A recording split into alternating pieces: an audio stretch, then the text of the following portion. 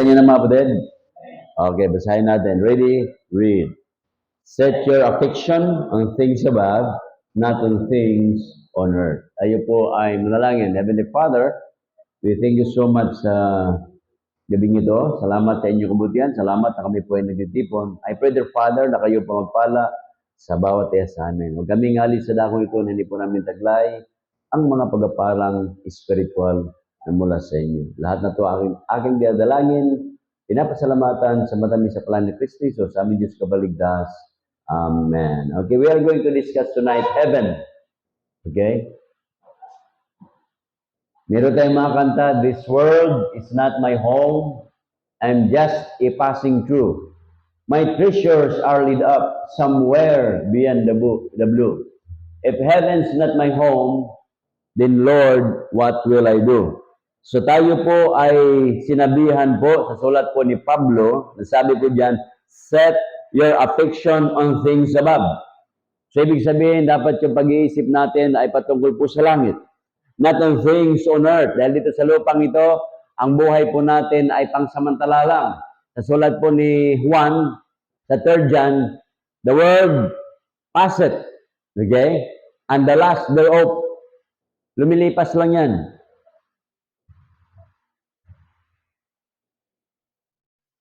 At sinabihan tayo ng ating Panginoong Hesus sa Matthew chapter 6.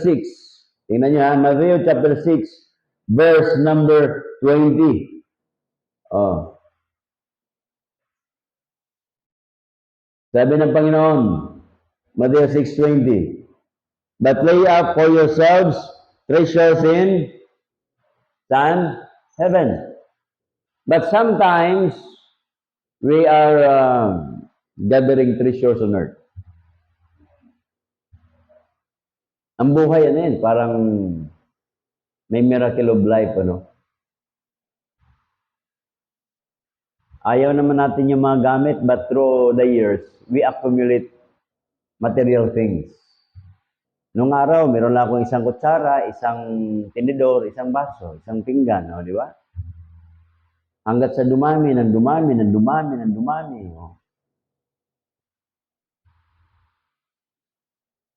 Sa cellphone, papalit-palit tayo. Television, di ba? Lahat ng bagay, kinukuha natin. Kaya sabi ng Panginoon, maliwanag yan, lay up for yourselves treasures in heaven, where neither moth nor rust doth corrupt, and where thieves do not break through nor steal. Wala na pong magnanakaw. Dito po sa lupa, maraming magnanakaw. Merong ano dyan tawag doon, yung bolt. Kita yung bolt dyan? No. Kasi ang bala ko niyan, magpagawa dito na yung ano tawag noon, Sir Jen? Yung model ng church natin. Oh. Dito, nakalagay. Lagay niyo. Ha? O yun, basta yun. Ganyan nyo. Nakabox siya. Box na glass. Tapos, nakalagay yung bolt. Doon nilalagay lahat ng mga first fruit natin. Okay? Pag nanakaw pa yan, iwan ko lang. Ilan ba katao pwede ang buhat yan dyan? 4, pero mahirap. Yan. Diyan ang bigay. Yearly na natin bilangin yung first fruit natin. Para may matapos sa'yo na project. O basta ito, buo. Sa baba, classroom to. Walang paradahan dito. Para mag-pray tayo dyan. Yung bakanting lutin yan. Paradahan. Kasi nagpe-pray naman tayo dito. Lagi tayo nagpe-pray. Na kayo maging milyonaryo. Wala kayong tiwala sa mukha nyo. Mindset yan. Pag inisip mo na pagpalain ka ng Panginoon, ang problema lang, tayo. Kasi yung gift, ibibigay ng Diyos yan Gusto niyo malaman yan? Although sinabi ng Panginoon, baka sabihin niyo, Pastor, parang kontra naman. Hindi blessing yun Oh, all all good earthly gifts came from God in heaven. Lahat ng maganda ibibigay ng Diyos sa iyo, sa atin. A man can receive nothing except it be given him from heaven. Wala naman tayong matanggap maliban lang kung ibigay ng Diyos mula sa langit. Sabihin nyo, saan ba yan, Pastor? O, di dyan, dito tayo. Andyan lang yan. John chapter 3. Tingnan nyo. Verse 27. 27. John answered and said, a man can receive nothing except what? Be given him from heaven. Oh. So, ibig sabihin, kapipray natin, nandoon, nakafile na sa langit yung mga prayer request mo. Nagpipray ka ng motor, nandoon, nasira na nga doon Hindi na marunong, wala namang anghel na marunong magmekaniko Kaya pagdating dito, sira na natanggap mo. Pastor, bakit yung binigay sa akin ng Panginoon, nag-pray ako ng 4 wheels, bakit nabangga agad? Pinagpraktisa ng anghel, kaya pagdating dito, bangga na. Galing sa langit, nakalagay dyan, no? John answered and said, a man can receive nothing, nagpipray ka, except it be given him from heaven. Ang withdrawal natin, prayer, kaya nga nagpe-prayer meeting tayo Ang problema, puro kayo withdrawal, wala naman kayong inimbak doon. Dapat, merong din. We have deposit slip doon. Pastor, siyempre, nag-deposit ka. Saan mo deposit dyan, no? Deposit. Di ba? Give. Ano sunod? It shall be given to you. Sabi ni John, receive from heaven, ibibigay sa iyo. Wala tayong magawa. Yun sinabi. James 1:7. James 1 verse 17. Every good gift and every perfect gift is from above and cometh down from the fathers of light. Cometh down, bababa yan. Paano natin mapababa yan? Nagpe-pray tayo, hindi naman buwababa. So, ibig sabihin, may problema sa prayer request natin.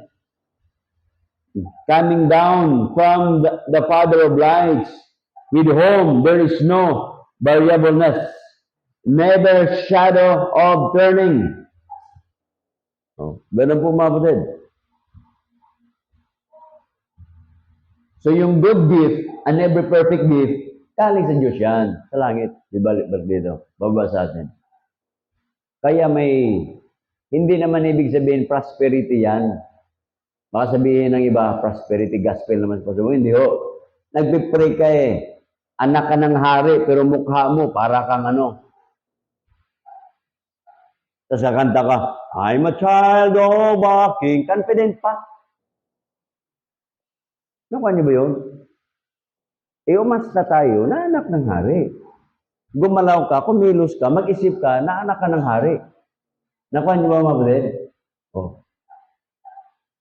Mindset yan.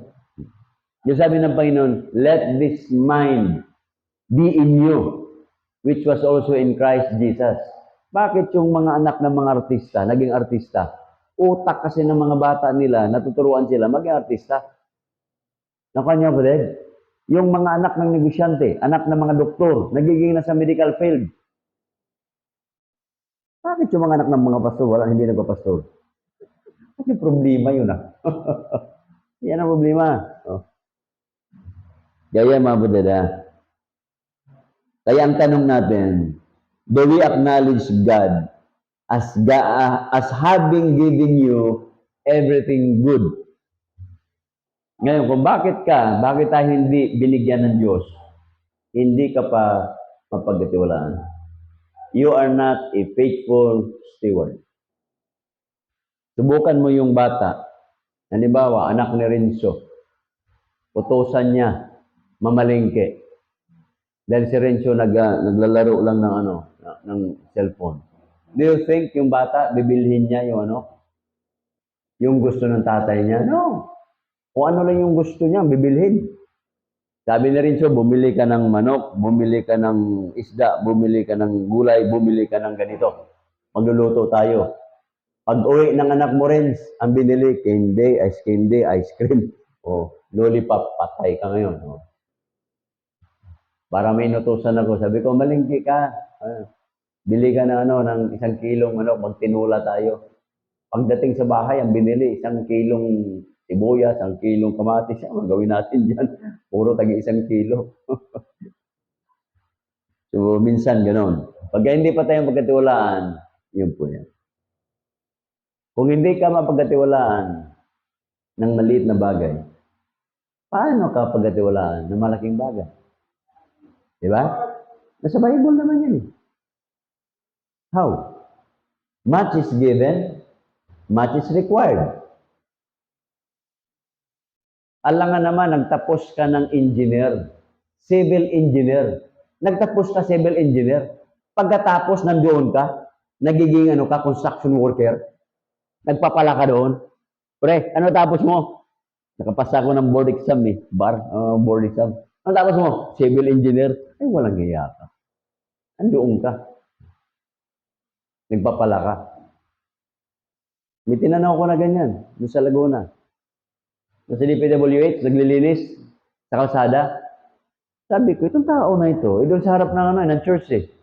Sabi ko, itong tao na ito, hindi naman mukhang hindi mo na mukhang tawag doon, taga-kalsada. Namin ko, sabi ko, pare, taga saan ka? Taga Maynila. Ano ba natapos mo? Abogado, lawyer, lawyer nandoon. Sabi ko, bakit ka nandyan? Dapat nasa opisina ka. Sabi niya, hindi ako pumasay.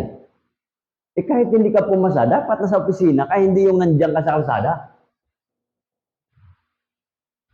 Yan ang problema.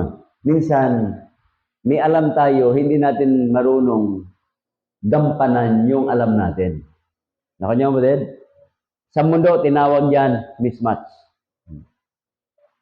Mismatch. Pero hindi dapat ganon. Okay? So ito mga kapatid, we discuss about heaven. Okay? Langit. Ano ba langit sa atin? Unang-una, heaven is where God's throne is. Nandoon ang tahanan ng ating Diyos. Tingnan nyo. Sorry. Matthew chapter 6.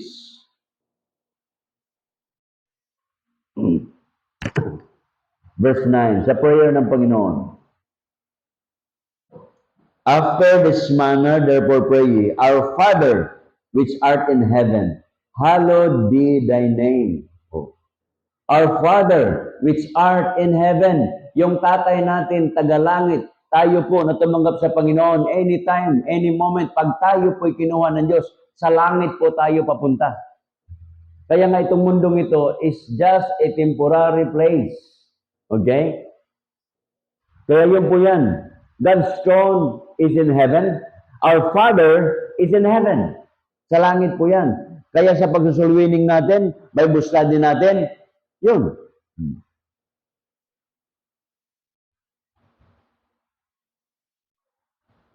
Kaya, dapat mga kapatid, dito sa lupa, balance. Tawag niyan sa edukasyon natin, equilibrium. Sa science, equilibrium. I-balance natin ang buhay natin. Nagtrabaho ka, pinasinso mo yung sarili mo, hindi ho masamang yumaman. Mag-pray lang tayo sa Panginoon, Lord, teach me how to create money. How to have. Kasi ho, tayo mga Pilipino, hindi po tayo tinuruan about investment. Hindi tayo tinuruan about, tawag doon, magiging entrepreneur. Anong tinuro sa atin? Pag-graduate mo, mag-Amerika ka, mag-China ka, mag-Canada ka, laging papunta doon sa labas. Oh.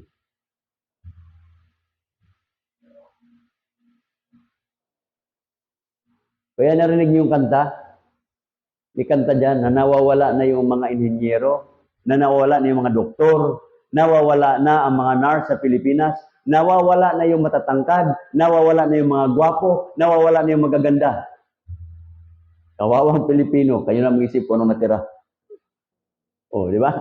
Ang sama ng kanta na yun napakinggan ko minsan Sabi ko, nandito pa naman kami Ba't hindi kami sinali dyan?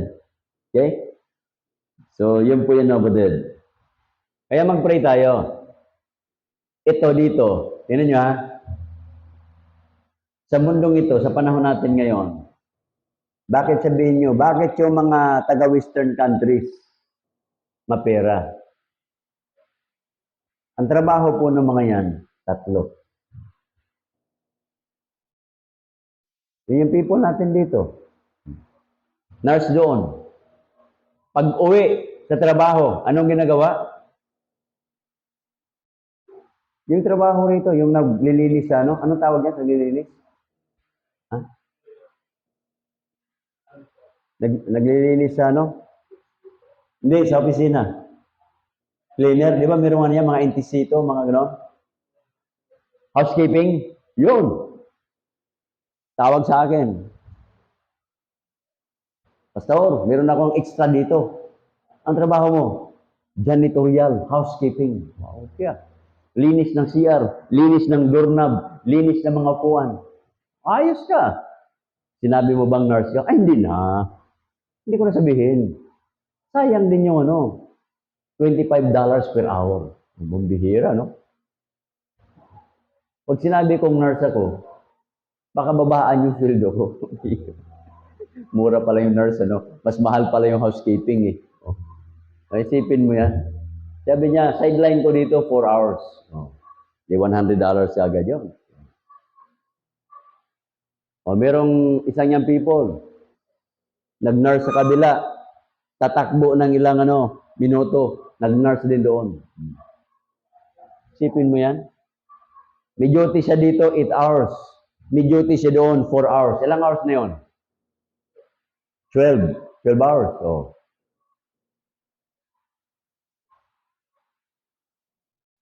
Isipin mo. Tayo, 12 hours din yung ating yung trabaho din natin 12 hours. Bakit? Yung traffic 2 hours sa punta, 2 hours yung pabalik. So 12 hours. Ako nga, pumunta lang ako ng Marikina Pambihira. Tropical pa lang, nakaisang oras na ako. Hindi pa ako nakarating ng tropical. Sabi ko, grabe. Dapat pumunta na lang ako ng Tanay. Sa Tanay na sana ako. Di ba? Isipin mo, yung mabiyahe ako ng Tanay, hindi sumakit yung tuhod ko. Pero yung mula dyan sa Cypress, hanggang doon sa may, Green Park, sumakit yung tuhod ko. Pambihira. Pagtingin ko sa oras, 1 hour na. Nandito pa lang ako. Kaya may nag-text sa akin, Pastor, hindi ako makaabot sa prayer meeting. Traffic. Ay, talagang ganun. Sabi ko, pakita mo ebidensya. Screenshot ka. Para si biro lang yun. Ito yung mga model. So yung langit natirahan ng tatay natin. Buksan niyo sa Revelations 21, verse 27. Revelations 21. 21:27. And there shall in no wise enter into it anything that defileth, neither whatsoever worketh abomination or maketh a lie, but they which are written in the book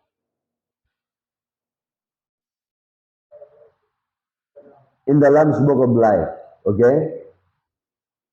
So, ibig sabihin doon ay napakabanal na lugar. Dito sa lupa, hindi tayo banal.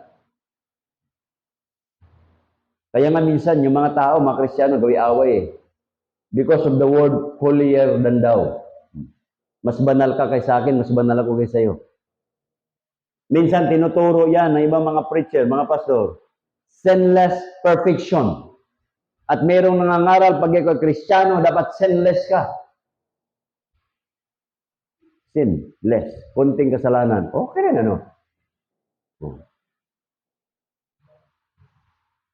Perfection. Ayun ang hindi ko matanggap.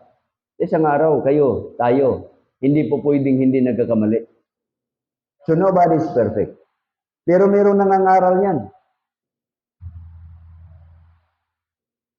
Kasi si Joseph daw perfect eh. Si Job perfect. Si Noah perfect. In his generation. Ba, okay yan ano? Sabi ko, mayroon pang matindi dyan, yung perfect. Hindi lang si Noah, hindi lang si Job. Mas may matibay pa dyan. Si Joseph, mas matibay. Sabi sa akin, bakit Pastor? Because he was made a ruler in Pharaoh's court. Sipin mo, gawin kang ruler, matuwid talaga yun. Oh, biro lang.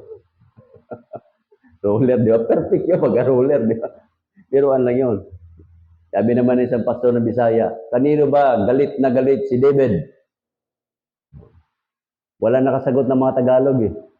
Kasi pag binasa pala niya sa Bible, vain thoughts have I hated. Pagka Cebuano kasi, bintot. Kaya kay bintot daw.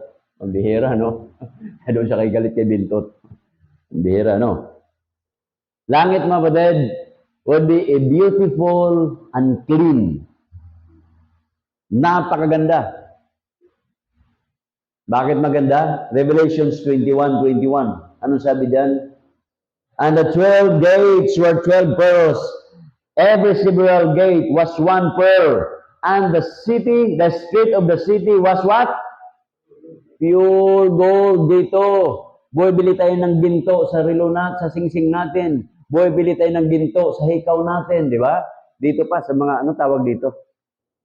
Sa ilong, di ba yung mga taga-India, may ganito dito pa, di ba? Oh. Tapos yung mga Kristiyano, pagka nagpapustiso, ginto. Tapos yung mga kamay, ginto. Kaya pag pumunta sa palengke, niluluko yung tindira. Magkano yan? Bihira, no? Naninilaw eh. Akala mo yan. Magkano yan? Sabi ng tindira, yan tindira, meron din sa pustiso. Sheske. Oh, di ba?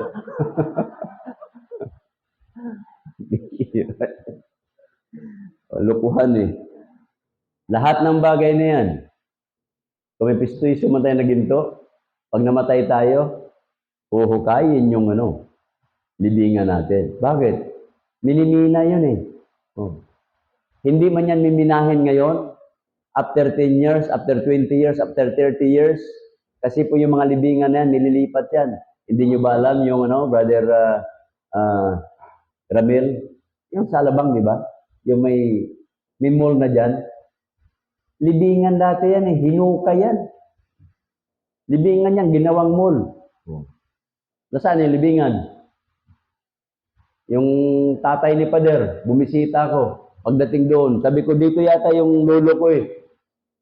Sabi niya, sir, hanapin nyo na lang doon sa bone bank.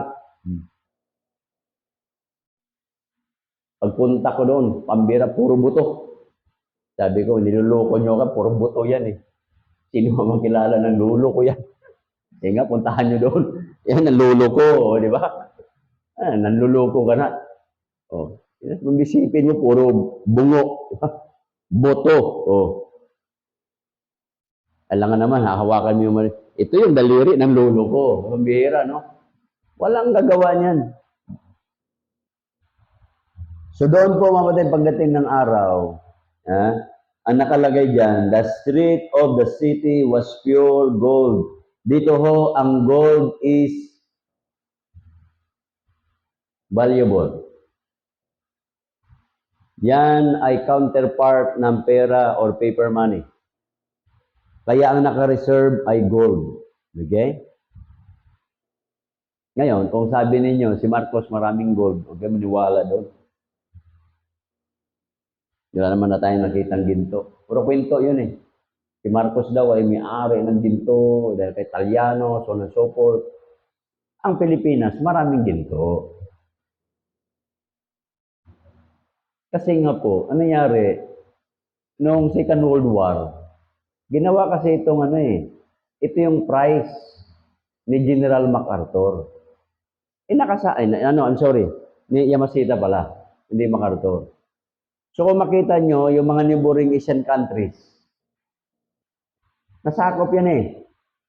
Dala-dala rito. Nung sinabihan ng Emperor, Philippines will be your reward, pinagbabaon dito.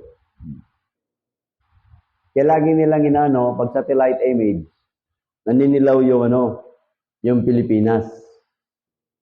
Sabi nila, kasi nga maraming ginto. Ang sagot ko, hindi. Maraming hipa yung mga tao. Di ba? Naninilaw eh. Hindi. Yung iba kasi naninilaw eh. Nilutot brush eh. Oh. Lagi na sinasabi yan eh. Na pagka mayroong imaging daw, Pilipinas. Well, may reality naman yan kasi second, producer sa buong mundo nung araw ni next to England, Pilipinas. Hindi ko lang alam ngayon kasi pinagbabawal na yung mga mining, di ba? So wala na gaano nagmimina, sarado na yung Benguet, sarado na yung Surigao. Nung panahon ni Duterte, pinagsasara yung mga mining eh. Okay? Pero pagdating ng araw mga kapatid, tayo kung dito sa lupa, may sing-sing kayong ginto, may relo kayong ginto. Kaya nga sa kasal, ginagamit yan eh. Ang sing-sing na ito ay galing sa ginto, ay yari sa ginto. Oh. Kaya napakaganda mga kapatid. Isipin nyo, dito, ninanakaw yung ginto. Minsan pupunta tayo sa Ongpin para makita yung mga ginto na yan, di ba? Oh. Ganda ni. Meron akong tinanong doon eh. Sabi ko, bang ganda niya na. Quintas. Sabi ko, baka mura lang. Magkano yan? Ay, kinuha ka agad. Sir, mura lang ito. Oh, magkano yan? 150,000 lang. Pambihira. Suot mo 150,000. Tapos, kukunan ka ng relo. Ito, sir, maganda to. Kaya mahirap din pala, pagka pumunta ka doon, nagtanong-tanong ka, tapos maganda suot mo, delikado ka pala. Inunan ako ng relo. Ito, sir, Rolex, mura lang to, 850,000 lang. Ang bihira. Tipin mo. Rolex, di ba? 850,000. Tapos 100,000, 150,000. Ay, ayos yan.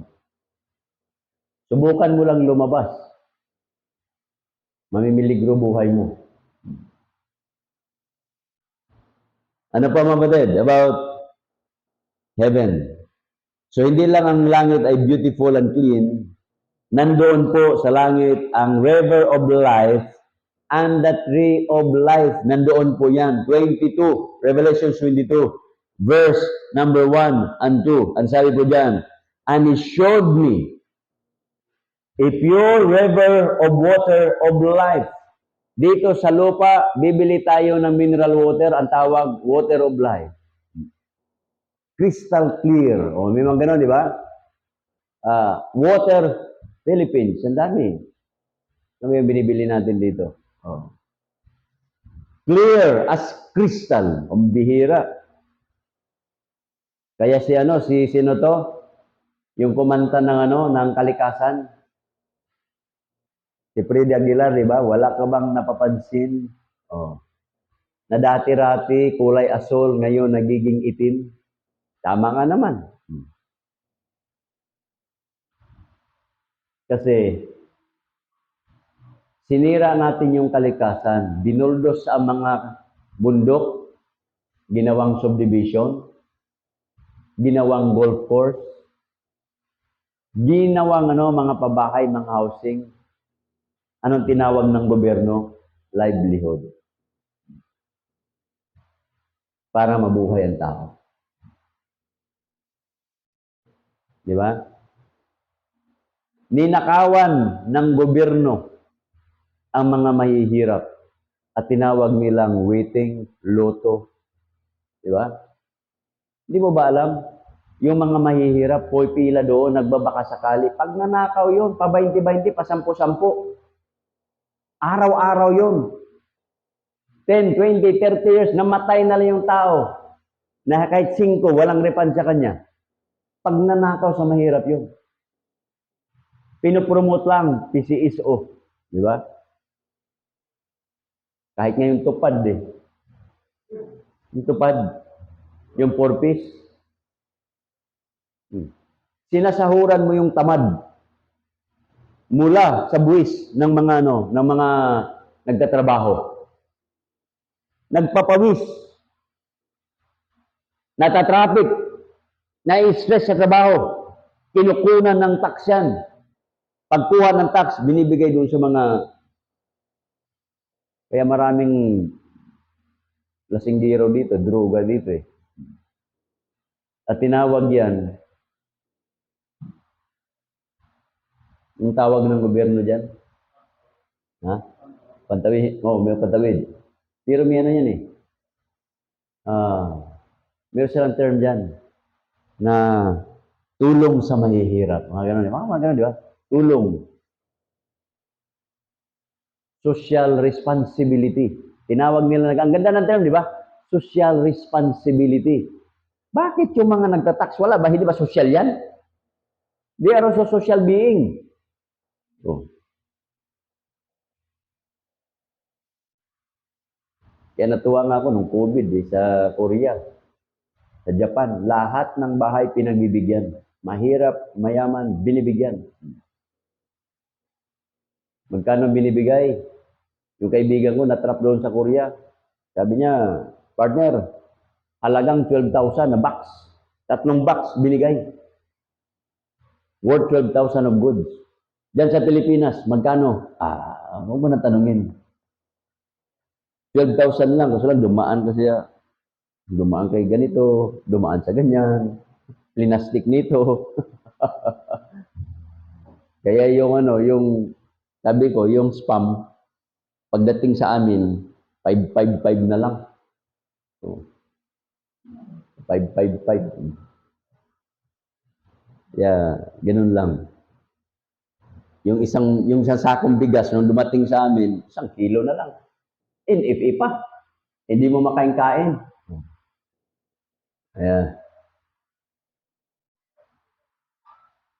Kaya minsan too much corruption is not good.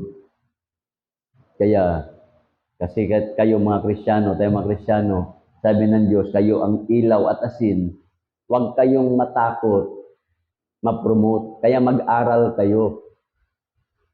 Para pagdating ng araw, kayo nandoon sa munisipyo, kayo nandoon sa City Hall, kayo nandoon sa provincial, kayo nandoon sa Kongreso, Senado.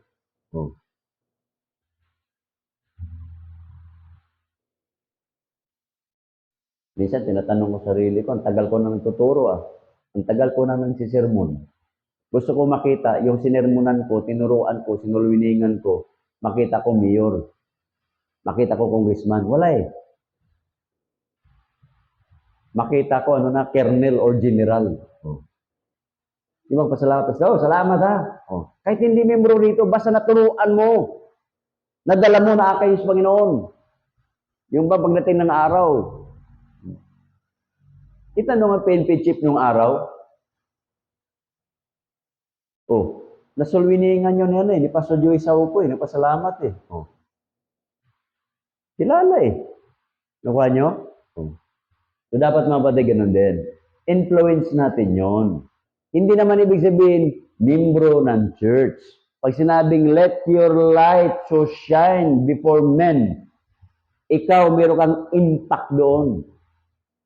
You have an influence over that person na yung kanyang values nagbago. Ang dami ng eskwelahan sa Pilipinas na mga Christian school. May na-produce ba? Meron, isa. Yan, si Win Gatchalian. Senador. Graduate dyan sa Grace Christian College. At least, pag malaki mo. Kasi kahit hindi magsisimba yung tao, may value siya Nakuha niyo mga kapatid? Kaya nga, matutuwa yung teacher niya. Bakit? Ay, estudyante ko yan, senador na. I-teacher ka. Tanongin, Princess, ano yan? In-interview. Estudyante ni Princess. Ano ba? In-interview. Adik pala. Sa kulungan. Yung teacher mo, si Ma'am Princess po. Mabihira na. Yung probinsya yun. Magnanakaw, di ba? Oh. Ay, nako. Ibig sabihin tayo, we have influence to them. Yun po yan. Ano pang meron doon? River of life, di ba? Ang sabi diyan, in the midst, verse number 2. Diyan ako magtapos. Parang kasi simula ko lang, alas 8 na agad. In the midst of the street of it, and on the other side of the river, both sides, magkabilaan, was there the tree of life, which bare 12 manner of fruits, and yielded their fruit every month. And the leaves of the tree were for the healing of the nations. Kaya nga, nauso na ngayon yung tinatawag na organic. Sinababasa nila to. Na yung pala mga dahon-dahon, gamot pala yan. Nung araw naman, ganun ang sistema, di ba?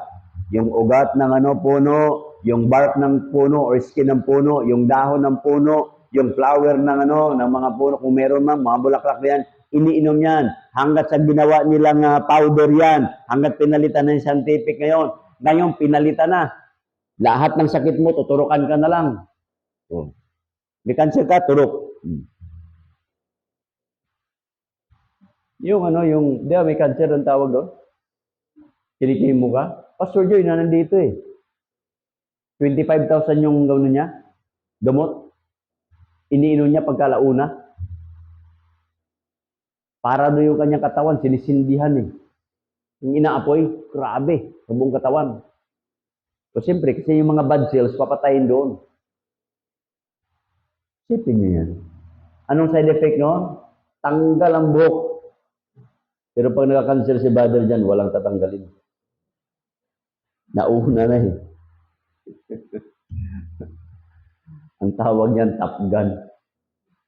O kaya hair nun. Hair nun, nawala.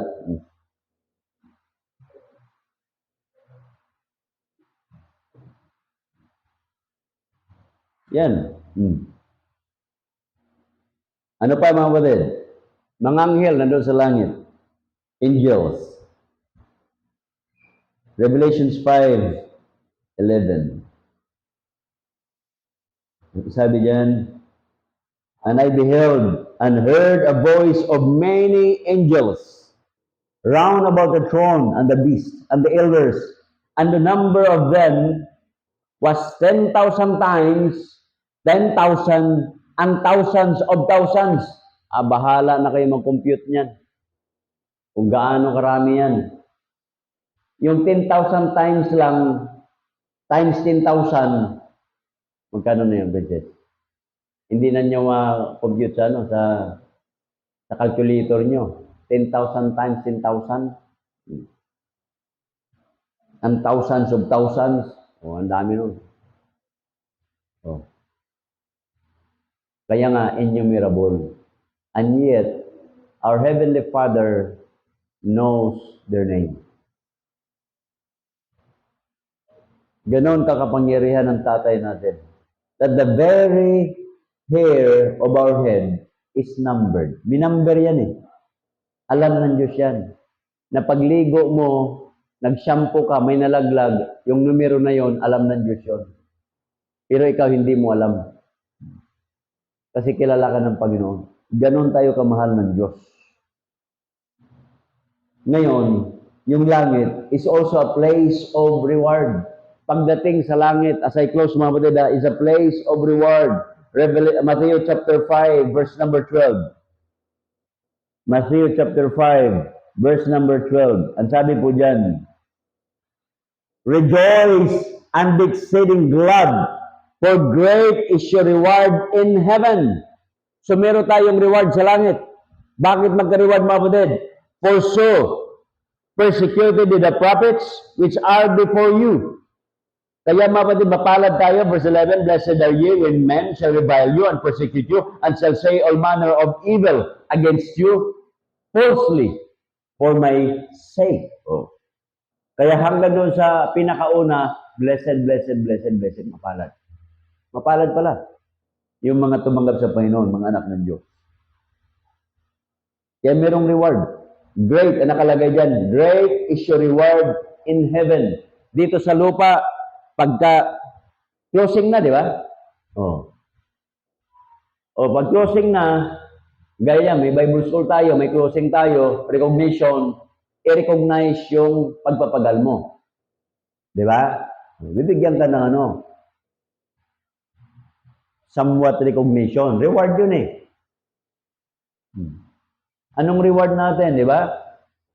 Sa church naman, sa spiritual na, ano, ang reward ibigay sa atin, faithfulness, katapatan, maraming naakay na kaluluwa, namuhay ng matuwid, righteous living. Ano pagkaiba ng membro sa pastor? Pareha. Bakit? Yung pastor ba? Meron naman mga pastor, hindi soul winner eh. Meron din mga pastor, hindi matuwid. Away-away nga social media eh. Kakasar na eh. Salip na nakakatulong, nakakabless. Hindi. Hindi lang kasi ako sumasali dyan. Kasi ang tingin ko dyan, mga uneducated. Gagamit ka lang din naman ng social media. Gamitin mo. Huwag mong sabihin dyan yung feelings mo. I'm sad. Anong pake ng mga tao that you are sad? E kung galit sa yung tao, buti nga. O, diba? Eh, lalo kang nasasad. O. Feeling blessed. Ano, nanginginggit ka lang? Ilagay mo, nag-soul winning ka. Ayaw, mainggit sila. Eh, at least, na-encourage mo siya mag-soul winning. Diba? O. Ano lang yun? Maglagay ka ng ng mga verse sa Bible. That's good. Kasi baka kako along the way, meron palang kaibigan ka na gusto nang pakamatay eh. Tapos ang verse na lagay mo, which thou doest, do it quickly. Patay siya. Parang si Judas. O, di ba? Kaya mahirap yan. So ito mga kapatid, place of reward. Revelation 22, last verse. Verse 12. And behold, I will come quickly, and my reward is what? With God. To give every man according as his work shall be. Ibigay ng Diyos. Ibigay ng Diyos dito? No, sa taas. Kaya sa langit, mga batid, marami tayong, yung utak natin ba, mindset natin. Kasi sabi ng Panginoon, let this mind be in you, which was in Christ Jesus. Tayo nag-isip dito, o Diyos, bigyan mo ako ng isip. Paano kumita ng pera? Paano makapagtrabaho? Isip yan. Uni-isip. Hindi yung iisip lang natin, sana ko mag-SB, sana ko mag-MT, o di ba? O, sana ko mamasyal. Puro kagastos eh. Liabilities lahat yan. O, sana ko mag-hiking, sana ko mag-swimming. Pag ganyan laman ng utak natin, puro gastos yan, puro palabas. Dapat, ang mindset natin, balanse. Sino kayang missionary tutulungan ko? Sino kayang soul winner dyan? Meron akong pera dito. Meron membro dati. Text sa akin, Pastor, sino ba yung soul winner dyan? Bakit? Magbibigay po ako ng pang-transpo at saka pang-snack. Bay, okay ano. Sabi ko, meron ka 100 membro na ganyan, matutuwa ang mga soul winner niyan. Di ba? Kasi yung mga nagbe-visitation, napapagod yan. Yun po yung mga kapatid. Okay? A place of reward. Tayo pong lahat ay tumayo at tayo po yung manalangin. Heavenly Father, we thank you so much. Reminders for us ng mga anak po ninyo about heaven. Kasi minsan, ang aming utak ay puro na lang dito sa lupa. Puro na lang earthly, worldly, dito sa lupa. Paano kami mag-survive? Paano mamuhay? Dapat, on the other side, isipin din namin that these things are just temporary. Binigay niyo po sa amin to. At kami magsikap about heavenly cause, heavenly investment. Sa amin po magsamantalang paghiwalay, ingatan niyo po kami, lis ka pa mga disgrasya. Makita niyo po ang bawat isa sa amin, tapat at patuloy naglingkod sa inyo hanggang sa ikalawang pagbabalik. If God has something for you tonight and God speaking to your hearts, please do come, talk to the Lord in prayer. May pangailangan ka, nais mong kasapin ng Diyos, may pasalamat ka, may prayer request ka, may mga problema ka na nais mong isettle sa Panginoon, feel free to come and talk to the Lord in prayer right now.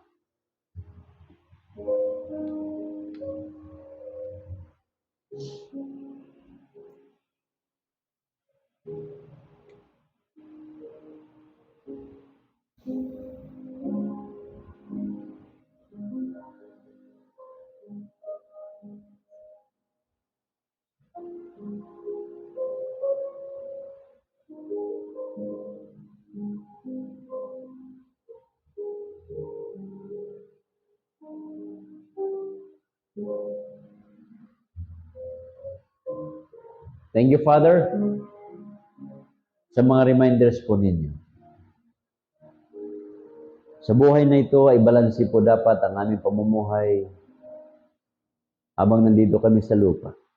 Kaya lagi niyong in-encourage sa amin, set your affection on things above, not on things na temporary din sa lupang ito.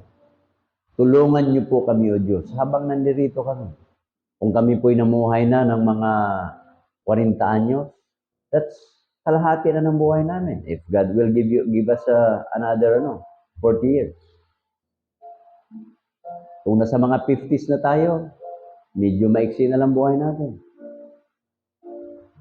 Kaya ang buhay natin, ipaggamit natin sa Diyos. Lord, Diyos us, na nandito po kami sa Kalakang, Maynila. Alam namin na matraffic, alam namin na talagang mahirap magipagsabayan dito. But, oh Father, give us time to meditate, to serve you, to follow your will, to do your work.